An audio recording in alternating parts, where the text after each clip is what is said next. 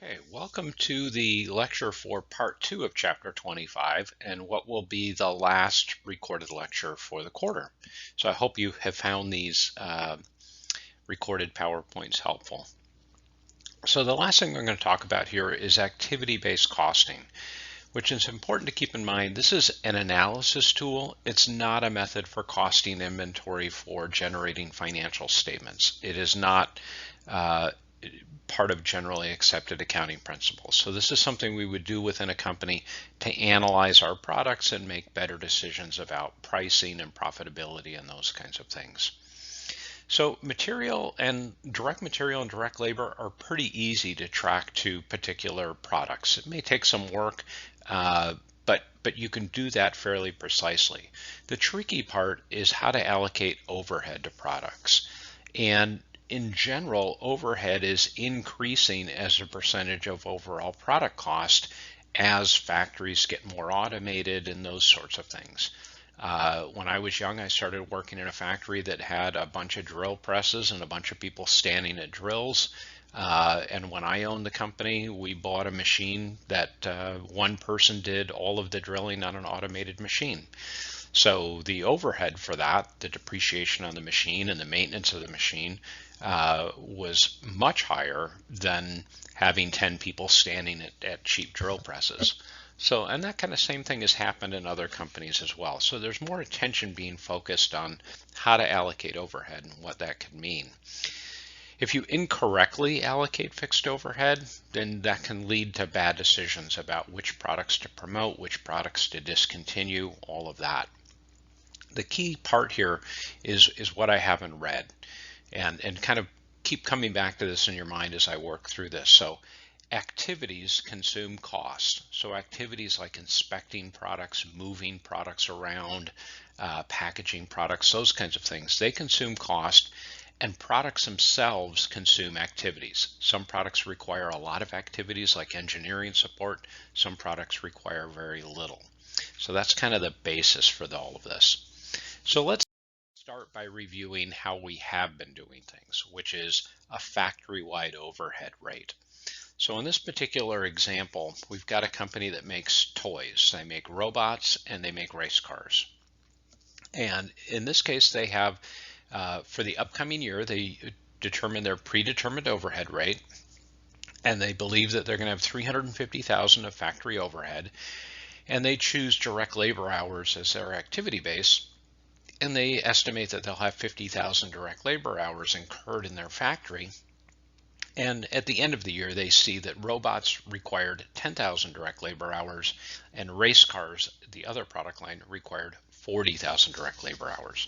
So let's walk through this as kind of a review, and then we can compare a different method to it. So in this case here, the actual units produced, 50,000 robots, 250,000 cars. So the factory-wide rate would have been, the predetermined rate would have been 350,000 divided by 50,000 direct labor hours. So we would have applied overhead at $7 per direct labor hour. So the robots required 10,000 direct labor hours, which I mentioned on the previous slide. So at $7 per direct labor hour, we're going to allocate 70,000 of the factory overhead to robots and 280,000 to race cars. So when I take that, I'm going to give you some information about prime cost. Remember, prime cost is direct material and direct labor. So let's assume that we have determined that that is $4 for robots and $3 for race cars.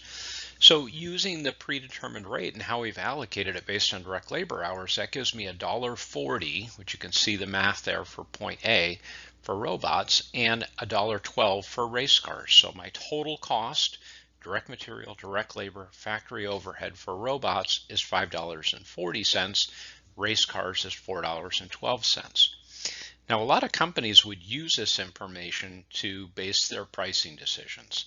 So let's say as an example that the company wanted a margin of 25%. Okay, they wanted to set a selling price, so once they subtracted the total cost of the product, they would end up with a 25% gross margin.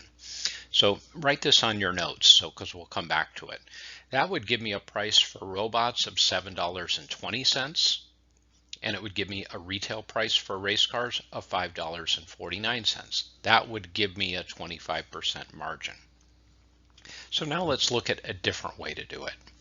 So instead of taking one rate for the overall factory, I'm going to instead take my 350,000 of estimated factory overhead, and I'm going to group it by activity types. So I might have some support for machining. That might include depreciation. It might include some engineers or technicians that maintain and keep the machines running. But I believe that that activity, the cost of that is $150,000. Doing setups, so having an engineer or a supervisor set up machinery so that it can make a particular part, that's $80,000. Moving materials around, so forklift drivers, depreciation on forklifts, propane for the forklifts, insurance on the forklifts, maintenance on the forklifts, all of those costs I believe are going to cost $70,000. Again, that's factory overhead. It's not somebody directly altering the product, it's supporting that activity. And then finally, inspecting products. So quality control inspectors that make sure everything is okay before it gets shipped out. I believe that's going to cost $50,000. So I've taken the same $350,000 that I thought about for my total factory overhead, and I've broken it into different kinds of activities that take place to support manufacturing in my factory. So same 350, just sliced different ways. So now I can take a look at what kind of activities are required for these. Okay, so I've tracked that, and I can see robots required 20,000 machine hours, and they required, and race cars required 10,000 machine hours for a total of 30,000. The number of setups that occurred, 25 for robots, 75 for race cars for a total of 100. How many times products were moved from point A to point B within the factory?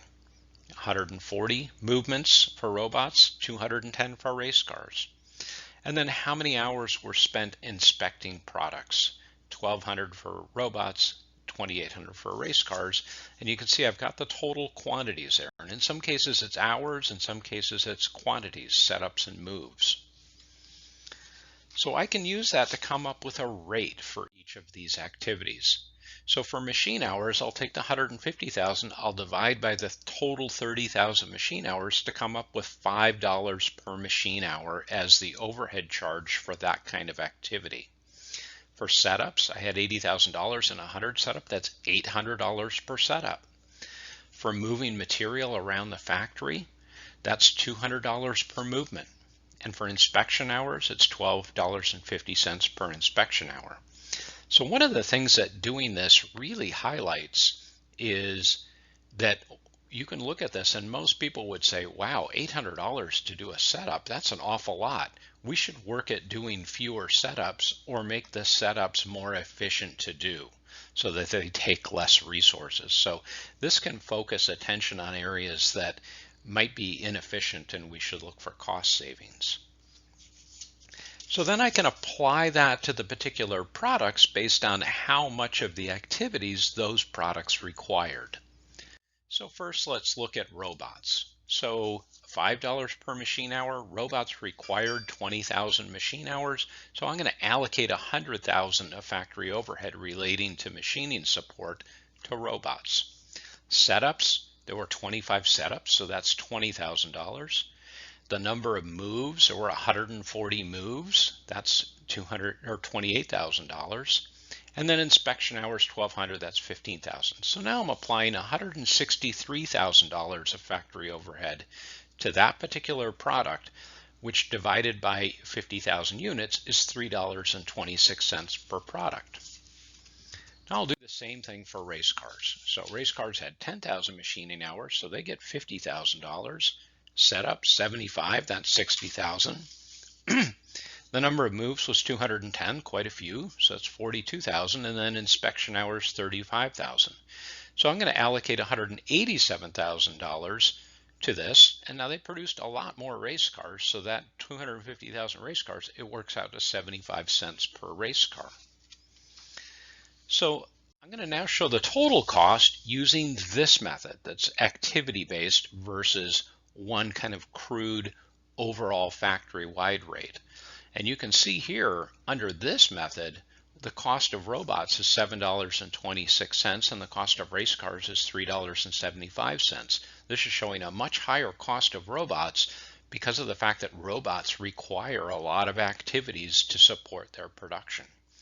So remember back when we talked about that 25% margin and setting pricing? Well, the price we came up with for robots was $7.20. So if I'm selling something at $7.20 and it costs me $7.26 to produce, I don't have to be a genius to figure out that I'm losing money every time I make a robot. And if I promote robots because they're selling well or something, that's going to cause my factory overhead to go through the roof. I'm going to need more forklifts, more inspectors, all of that kind of thing. So I'm going to be in a bad position, whereas I'm making more than I intended on race cars. So again, this can be a way, and I'll compare that on the next slide here. So here's the final cost under both different methods. So which is more accurate? I would make the argument that the activity-based method is more accurate because it really reflects the demands that a product makes on the overhead resources of a company. And if you're not able to determine that, you could very easily promote a product that makes a lot of demands on overhead that would really drive a big increase in overhead spending if you increase the sales of the products, and potentially decreasing or discontinuing a product that doesn't make much in the way of demands on factory overhead that might indeed be quite profitable. So I'd make the argument that this is a better way of doing things. The other thing is about the incentives that it creates in a factory. So if you were the product line manager for robots and we switch to this method and all of a sudden what you thought was a 25% margin is actually a loss, there would be a lot of pressure on you to raise your price or fix your cost problem. In most competitive industries, you can't just arbitrarily raise your price and not affect your volume. So it causes people to look at really looking at their cost and not just simply trying to drive down the cost per unit, but to say, how can I build robots and demand less factory overhead from the company? Are there ways for me to arrange my inventory and my manufacturing cells so that I require fewer movements? Are there ways that I could design the product so it requires fewer inspections? Are there ways that I can set up my machinery to require fewer setups for separate production runs? So it incentivizes managers to look at ways that they can reduce what are called non-value added activities. So a non-value added activity is something that if you were to say to a customer, would you please pay for forklifts moving products around? Would you pay more for a product that required more forklift movements within a factory? Of course you would say no. You don't value forklift movements. You value the end product, regardless of how many times a forklift had to move around a factory. So it gets managers to focus on figuring out better ways to do production to reduce that non-value added activity.